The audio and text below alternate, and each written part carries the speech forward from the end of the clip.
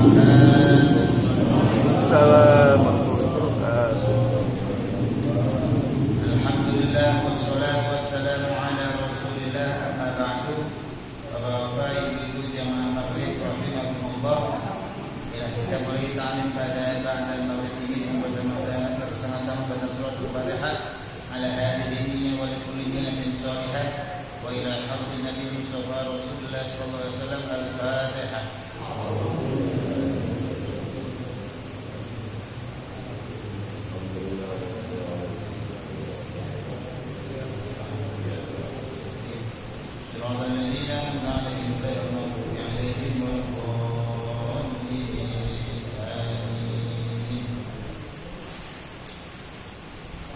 Halaman 15 maqalah ke-38.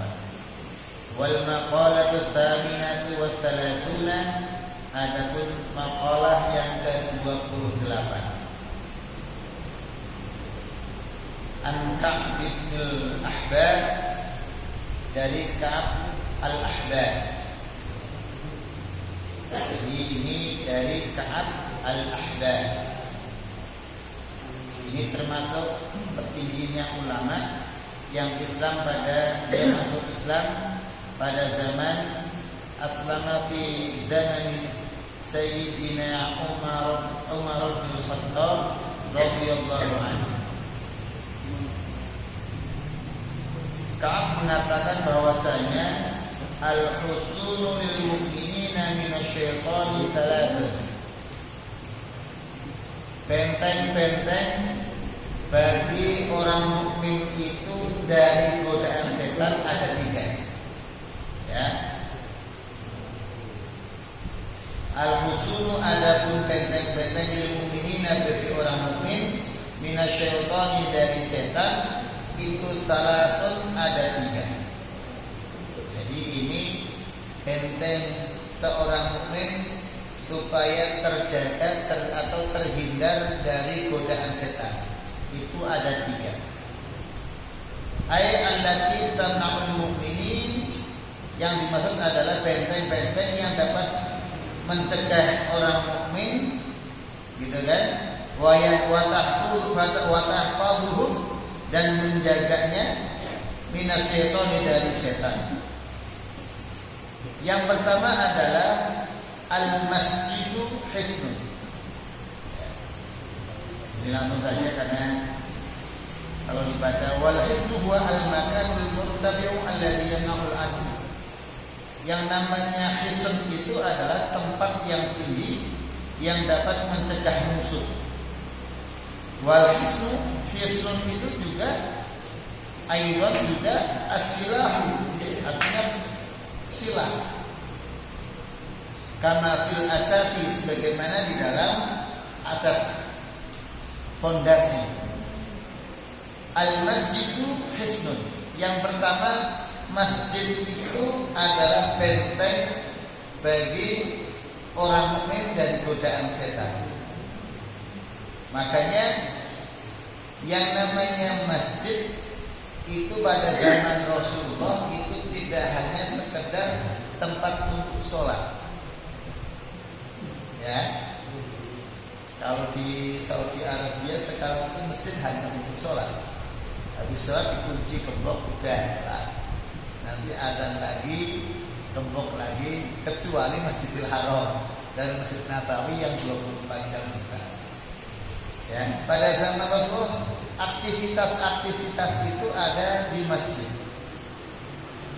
Makanya banyak terjadi kritikan terhadap masjid, bahwasanya mengapa masjid itu tidak menarik bagi orang, baik itu orang dewasa ataupun remaja ataupun anak-anak, gitu kan?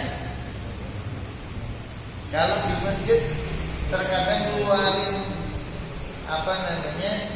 mengeluarkan harta masjid, infak masjid untuk aktivitas remaja, makan-makan dan lain sebagainya, sering mendapat kritikan dari masyarakat. Nyumbang ke masjid kok malah buat makan-makan. gitu kan? Akhirnya banyak terjadi remaja itu dengan nongkrong di sana, teman-temannya banyak, kopi bisa 1 gelas berdua, ya kan? Rokok bisa bareng-bareng sama-sama, ya kan? Di masjid suruh zikir ngaji nggak ada apa-apanya. Itu banyak masjid. Makanya bagaimana masjid itu menjadi benteng bagi setan, bagi orang mukmin dari godaan setan. Itu semuanya semacam itu. Seumpamanya begini, ketika masjid itu yang menjadi agak repot pengurus begini terkadang.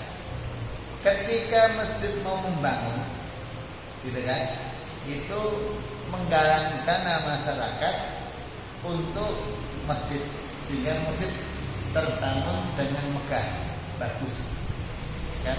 Tetapi ketika masyarakatnya, warganya ada yang sakit, mengeluarkan harta dari masjid untuk itu susah atau gampang terkadang, tapi nanti iri yang lain. Gitu kan? Nah, ini juga masalah gitu kan. Jadi pengelolaan itu gampang apa susah. Sehingga apa? Mereka yang tadinya jauh dari masjid akhirnya bisa dekat dengan masjid karena kebaikan masjid. Karena kebaikan masjid. Ini yang terkadang ya perlu proses, ya kan? Perlu sebuah proses penyadaran bersama sehingga masyarakat menjadi antusias untuk pergi ke masjid karena memang masjid itu menyenangkan dan akhirnya kumpul orang-orang soleh itu kumpul di sana. Ketika orang-orang soleh kumpul, ya kan, di situ terjadi majelis ilmu, terjadi kumpulnya itu isinya ilmu, ya kan? Saya belum pernah ke sebuah daerah, tapi hanya mendapatkan cerita.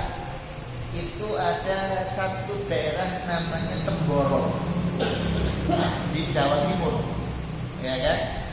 Itu ngobrol gunjingin orang ya, meskipun di warung, adanya majelis ilmu semuanya. Nah kalau Ramadan itu musola banyak, tergantung mau milih. Mau yang semalam 30 juz ada trawehnya, mau yang semalam 15 juz ada, mau yang 1 juz ada, pilihan.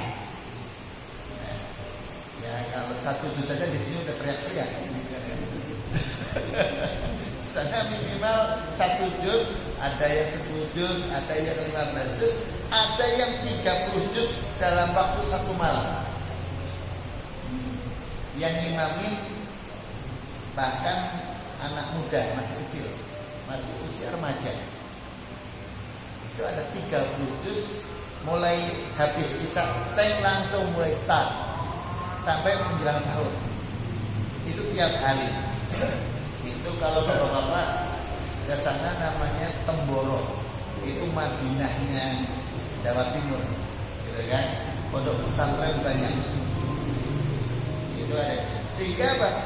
Suasana karena semuanya itu jadi masjid, ya kan? Bahwasanya Rasulullah SAW bersabda bahwasanya yang namanya al-ardu itu masjidun, tanah bumi ini ya masjid, ya kan itu. Karena semuanya itu pembicaraannya adalah ilmu. Terus saling berbagi antar satu dengan yang lain. Semuanya dekat, gitu kan? Di masjid sering makan-makan. Di Jogokarian itu ramainya diantaranya kan makan-makan. Coba nggak ada makan-makan, saya yakin sepi, gitu kan? Dan itu tidak peduli apa yang dimakan, tetapi yang penting makan, ngumpul bareng. Ketika ngumpul bareng, akhirnya saling tukar pikiran. Ketika saling tukar pikiran, muncul persatuan, saling tolong menolong dan lain sebagainya. ya kan? Kalau di daerah sini kan kadang-kadang masih sibuk semuanya jalan. Jadi masjid itu hanya sebagai tempat untuk sholat saja.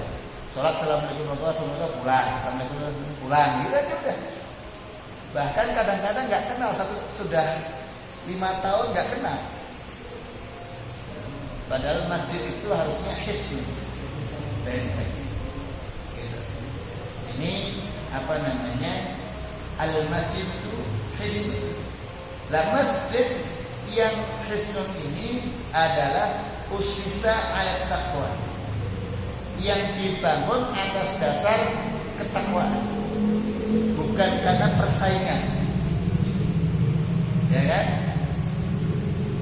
Dulu pada zaman Rasulullah ada, ya kan, masjid yang dibangun atas dasar iri hati, ya kan? Itu akhirnya udah hilang, nggak laku. Tetapi masjid yang dibangun la masjidun usisa ala taqwa. Masjid itu dibangun atas dasar ketakwaan kepada Allah Subhanahu wa taala. Kalau sudah semacam itu, masjid yang semacam ini adalah li'annahu mahal dzakirina. Karena sesungguhnya masjid itu adalah tempatnya orang-orang berzikir. Zikir itu tidak hanya subhanallah, walhamdulillah, la ilaha illallah, subhanallah, ya kan, walhamdulillah. Itu zikir bil lisan, gitu kan? Itu adalah zikir bil lisan. Jadi zikir itu macam-macam. Zikir itu artinya adalah menyebut, gitu kan? Maka ketika kita mengucapkan la ilaha illallah, subhanallah, astaghfirullah, itu zikir dalam arti menyebut. Ada lagi namanya zikir itu adalah mengingat. Jadi saat di masjid, bagaimana caranya ada sebuah kumpul-kumpul dalam rangka mengingat Allah Subhanahu wa taala. Maka di situ namanya majlis ilmu, ya kan? Lah, zikir yang paling agung memang adalah sholat. Wala dzikrullahi akbar. Sholat itu adalah zikir yang paling besar, paling agung. Itu sholat. Tetapi begini ini adalah zikir, ya kan? Itu maka disebut dengan mahal dzakirin. Di masjid juga adalah al-wal malaikah, tempatnya para malaikat, bukan tempatnya setan. Harusnya begitu, gitu kan? Maka di masjid itu bagi orang-orang yang terbaik, maka ia akan betah di masjid. Kalau terasa panas di masjid, mendengar Al-Quran dibacakan, zikir disebut, kok panas, berarti dia apalagi azan malah lari. Nah, ya udah. Azan malah lari. Jadi li'annahu mahalul dzakirina wal malaikah. Sesungguhnya yang namanya masjid itu adalah tempatnya orang-orang berzikir dan tempatnya malaikat. Itu yang pertama. Jadi masjid. Jadi jangan sampai kita dimanapun berada, kalau kita itu langsung masuk ke masjid, insya Allah kita menjadi manusia yang selamat. Ketika kita punya anak remaja, ya kan, mau bekerja di luar kota, maka pesannya jangan jauh-jauh dari masjid. Maksudnya tetangga masjid bukan. Maksudnya tetap pulang perginya di masjid. Insya Allah selamat. Gitu. Pesannya semacam itu. Dulu orang tua sih, pokoknya yang penting aktif di masjid. Insya Allah ketika sehari-hari kesalahan, kesilapan, dosa, ketika di masjid maka Allah berikan ampunan kepada kita semua. Yang kedua, tempat atau benteng yang menjadikan orang-orang mukmin itu jauh dari setan, godaan setan adalah zikrullah. Tadi. Wa zikrullahi hisnun. Zikir kepada Allah itu adalah hisnun, benteng juga. Maka yang namanya zikir itu, ya kan, berdiri, berbaring, duduk, berbaring, harus semuanya dalam rangka zikir kepada Allah Subhanahu wa ta'ala. Baik itu pikirannya, qauliyahnya, hatinya, ataupun perbuatannya, itu senantiasa zikir kepada Allah Subhanahu wa ta'ala. Insya Allah terjadi, ya kan? Kalau zikir hanya sebatas lisan, bisa jadi setan itu masuk ke dalam qalbu kita.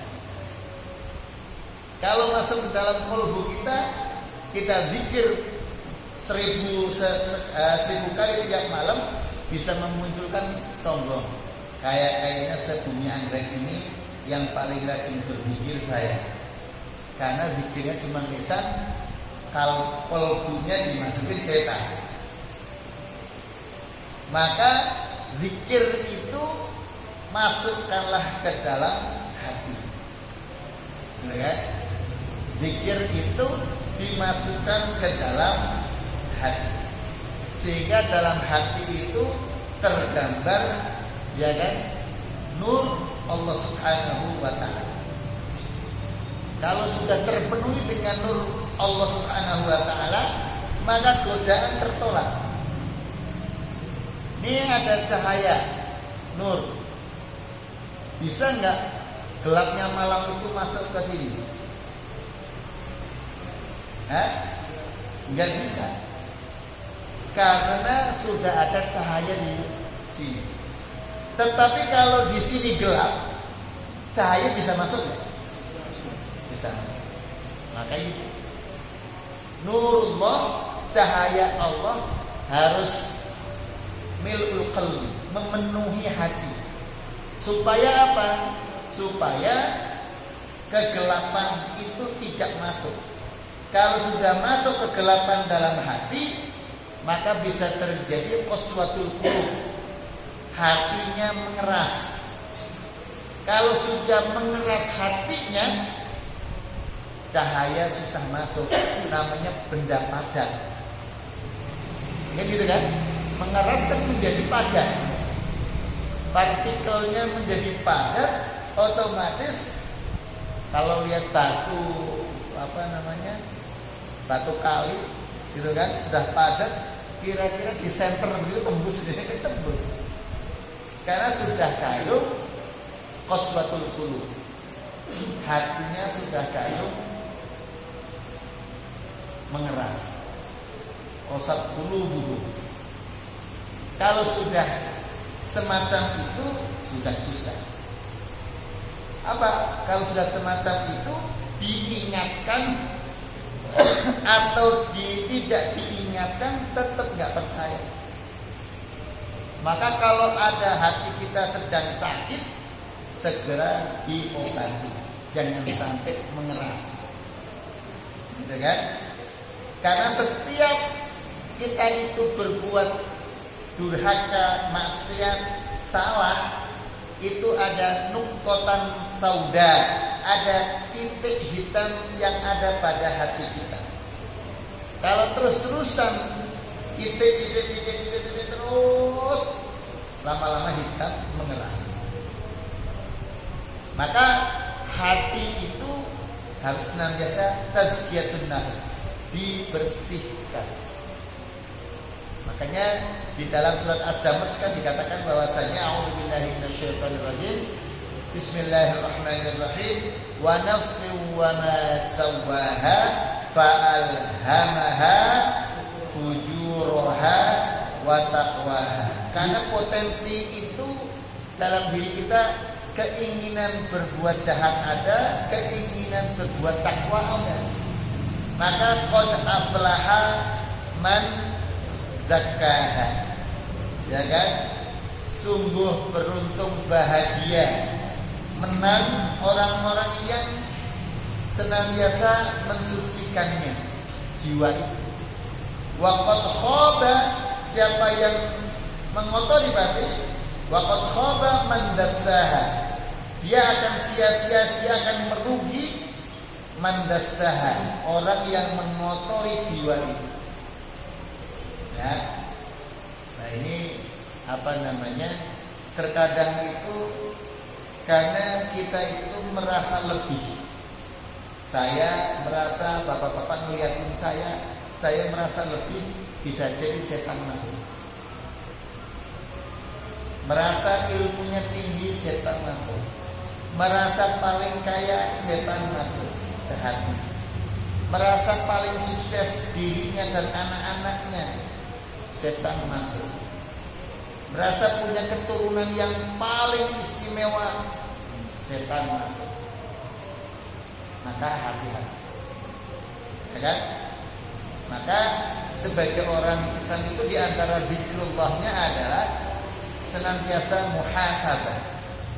Hasibu anfusakum qabla an tuhasabu. Ya kan? Menghitung-hitung dirinya.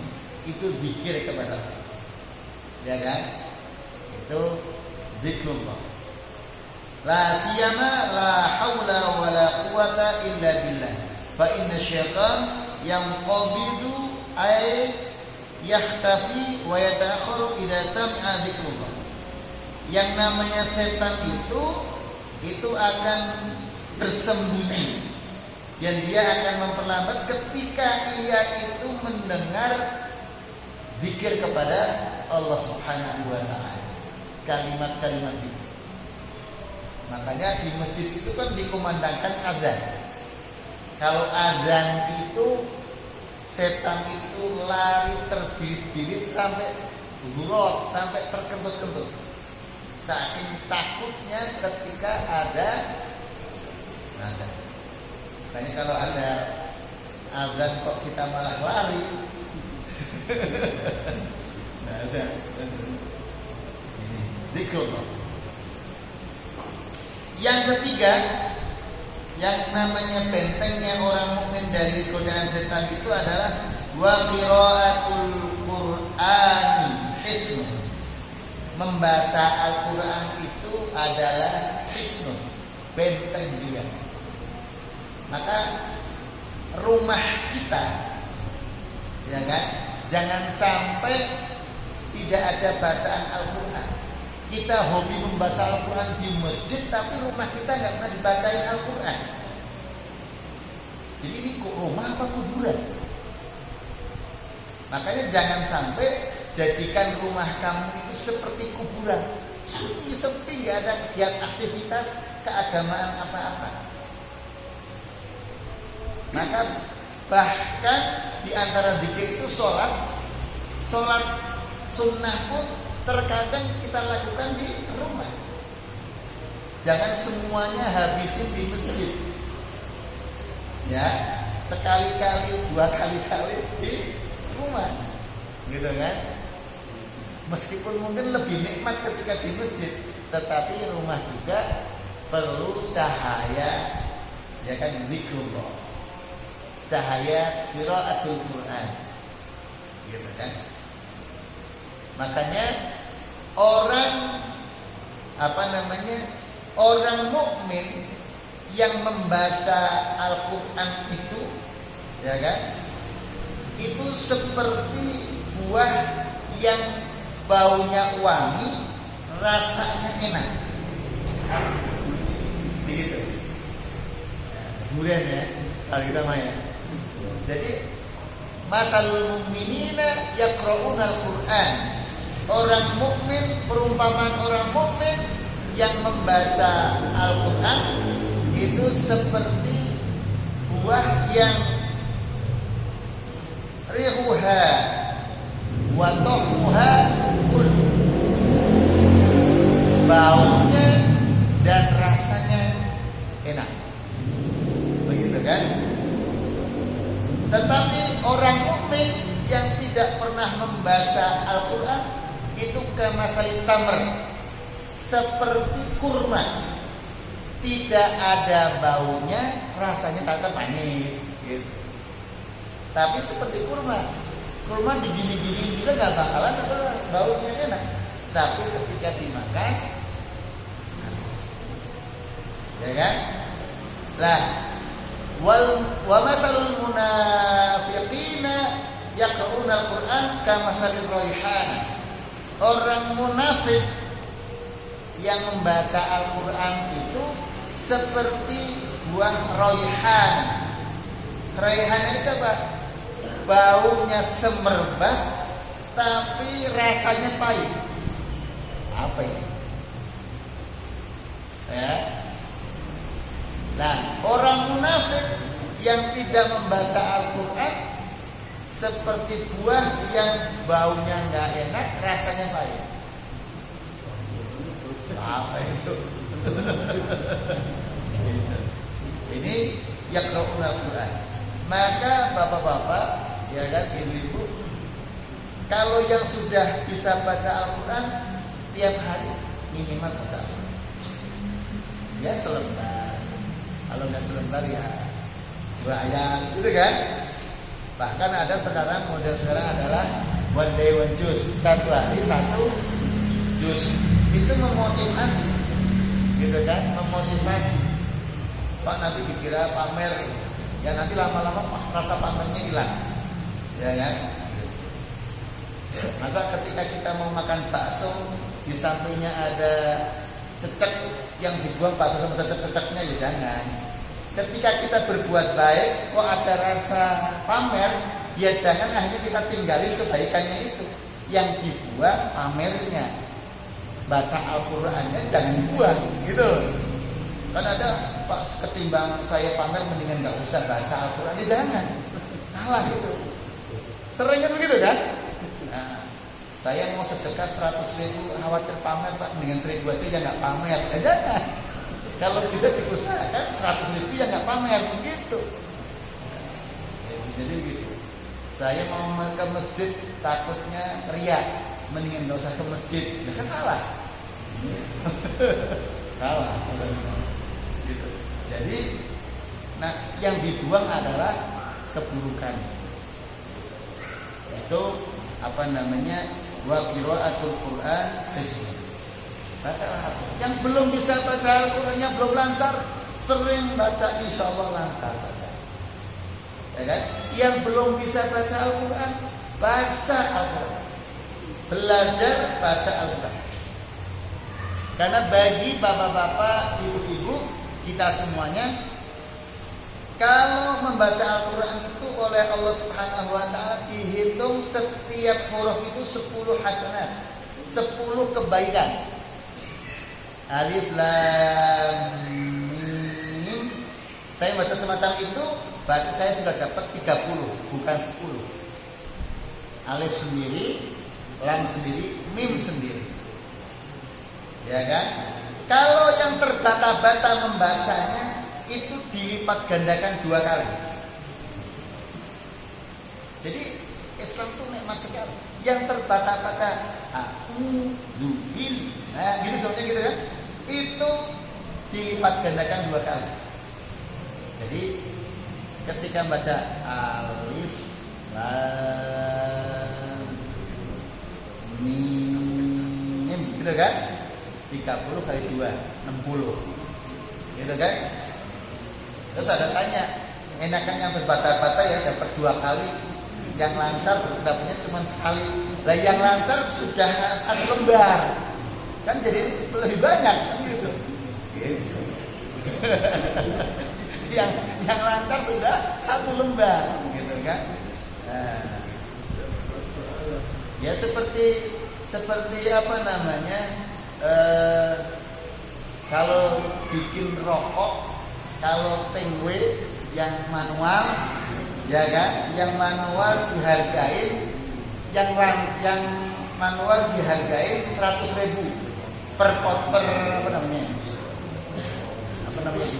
Satu namanya perbatang, betul kan? Semuanya 100.000. Yang pabrik dihargain 50.000. Berarti kan pabrik cuma separuhnya. Tapi nggak apa-apa. Pabrik 1 menit sekali keluar terus gitu kan 1.000.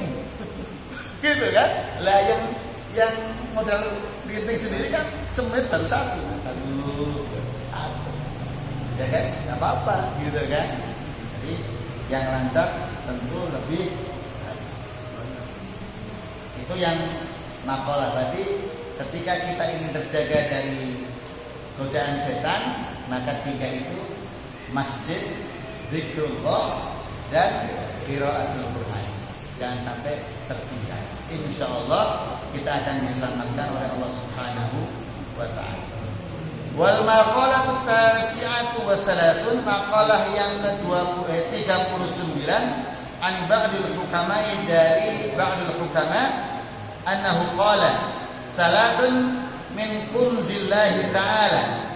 Ada 3 dari sesuatu simpanan Allah Subhanahu wa taala. Ini sebenarnya pahalanya masih disimpan oleh Allah Subhanahu wa taala. Yang pertama adalah ay mimma yadakhirullahu ta'ala la yutiha Allahu illa man ahabba. Gitu kan? Allah tidak akan memberi 3 hal ini kecuali mereka yang dicintai oleh Allah Subhanahu wa taala. Yang tapi kita benci. Karena ini disimpan oleh Allah, nanti kelak akan dipetik. Yang pertama adalah al-faqru, miskin. Ya, ini padahal ketika kita diberikan miskin itu sedang dicintai oleh Allah, tetapi kita nggak mau. Ya kan? Makanya Rasulullah SAW ada doa Rasulullah yang itu kita tidak mau. Meskipun Ustaz Ridwan kalau doa kan, ya Allah, ya kan apa tuh?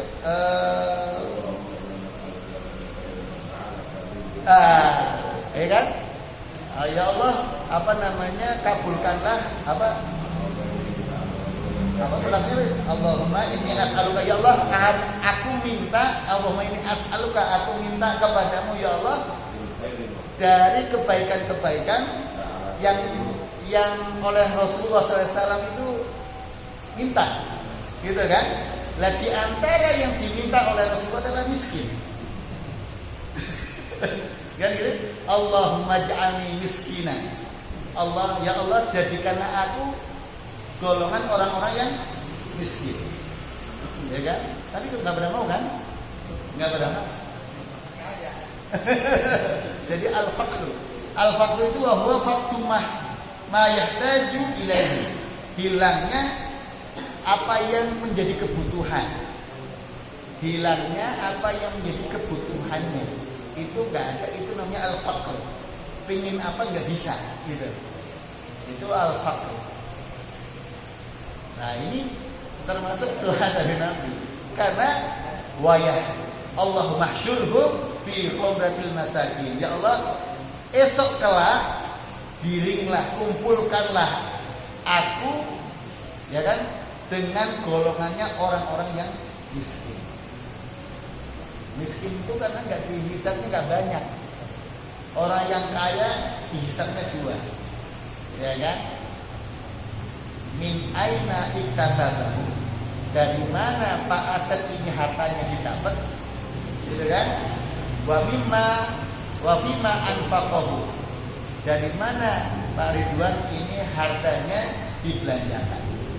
Itu akuntansinya betul-betul harus ya laba rugi gitu. Gitu kan.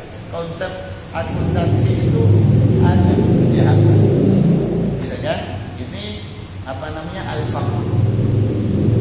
Tetapi terkadang fakir itu gitu kan, ada orang yang dengan kekayaannya nggak kuat, maka dia malah jauh dari Allah Subhanahu wa taala. Allah berikan kefakiran, akhirnya dia dekat dengan Allah Subhanahu wa taala. Tetapi ada juga ketika dikasih fakir jauh dengan Allah Subhanahu wa taala. Maka ada sebuah riwayat mengatakan kadal faqru ayyakuna kufran. Nyaris yang namanya kefakiran itu bisa menjadi seseorang itu berbuat kufur kepada Allah Subhanahu wa taala. Makanya kita itu hidup harus al-qasdu, sederhana, ya kan? Baik itu ketika kaya ataupun ketika miskin, biasa saja. Kalau menampakkan ketika kaya, wah udah nampak. Ketika miskin keluar cemberut terus gitu kan. Duduk saja ngelamun, bengong, nggak ada apa-apa itu. Karena kehidupan sehari-hari ini tidak al-qasdi. Yang repot itu ketika al-qasdi dikiranya kaya terus. Jadi dia kadang-kadang repot, gitu kan? Jadi kayaknya orang nggak pernah miskin, kaya terus, gitu kan? Gitu kan? Karena wajahnya nggak pernah menunjukkan dia punya uang atau punya uang sama saja itu wajah.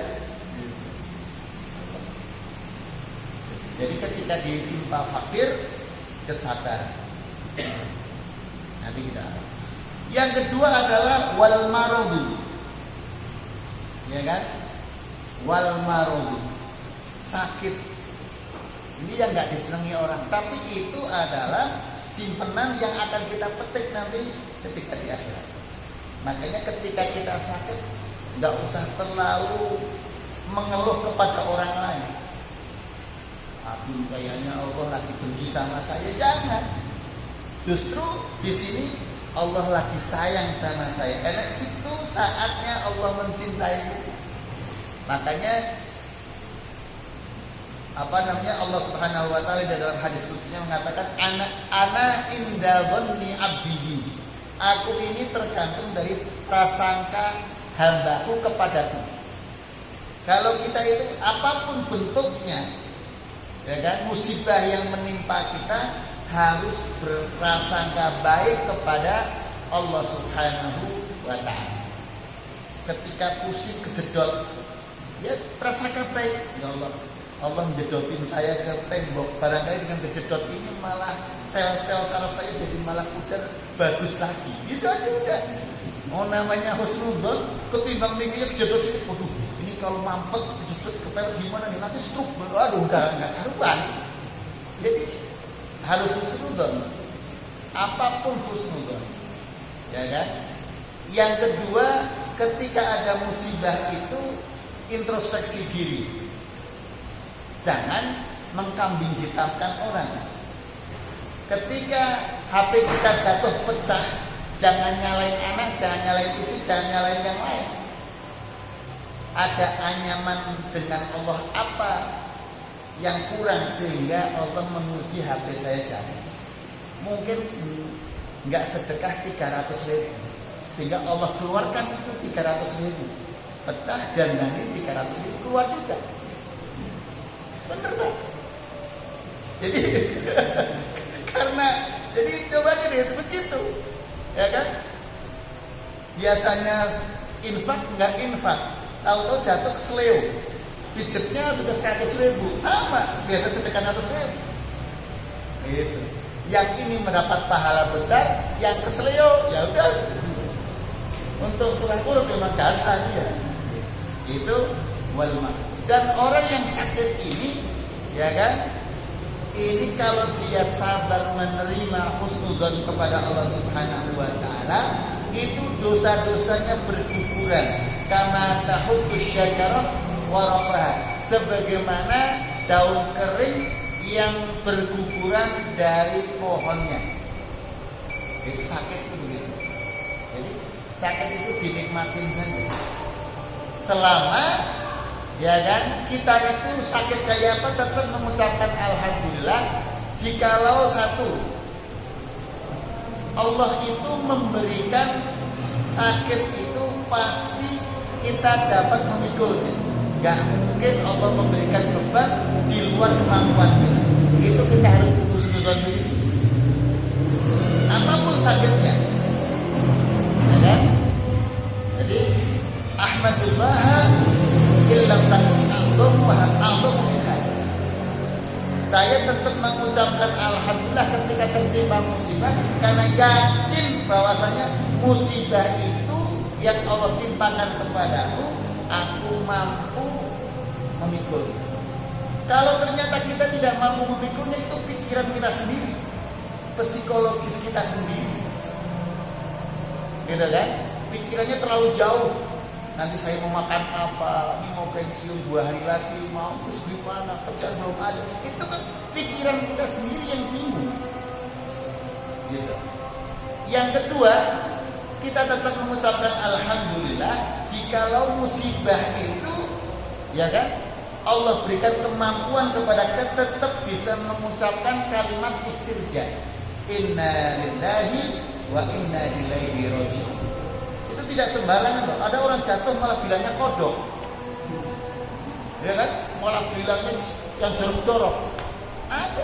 Tetapi ketika kita ditimpa musibah, sakit, kok tetap kita bisa mengucapkan inna lillahi wa inna ilaihi raji'un. Itu subhanallah.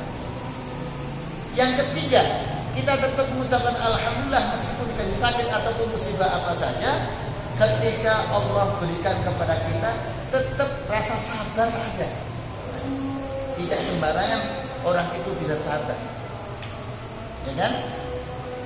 Kadang-kadang gara-gara gelas pecah saja, anak diomel sudah ketakutan, diomelin terus susah. Ini apa namanya, pelajaran begitu. Dan yang terakhir, yang keempat, ya kan? Kita tetap mengucapkan alhamdulillah kalau musibah yang Allah timpakan kepada kita itu tidak terkena atau menimpa keimanan kita. Kita kok diberi oleh Allah semuanya rasa ria, sombong, takabur, ujub, dan lain sebagainya. Itu musibah yang besar justru. Tetapi kalau kita tidak dalam hal itu semuanya, hanya musibah yang sifatnya duniawiyah, maka kita tetap harus mengucapkan alhamdulillah. Itu saja. Satu lagi, ya, ada 3 dari simpanan Allah. Yang pertama adalah al-faqru, fakir, al-maradu, musibah sakit, dan yang ketiga adalah as-sabru. Orang yang sabar itu adalah pahala terbesar yang ganjarannya oleh Allah Subhanahu wa taala itu adalah tak terhingga. Ya kan? Innamas sabiruna ajrahum bighairi hisab. Yang namanya pahala orang-orang yang sabar itu bighairi hisab, tanpa hitungan. Nanti hitungannya nanti di akhirat. Nah, gitu, simpenan.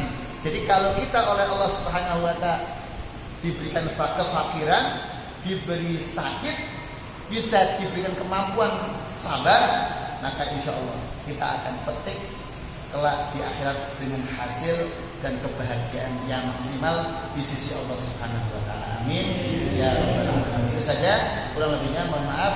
Billahi taufiq wal hidayah wal inayah. Wassalamualaikum warahmatullahi wabarakatuh.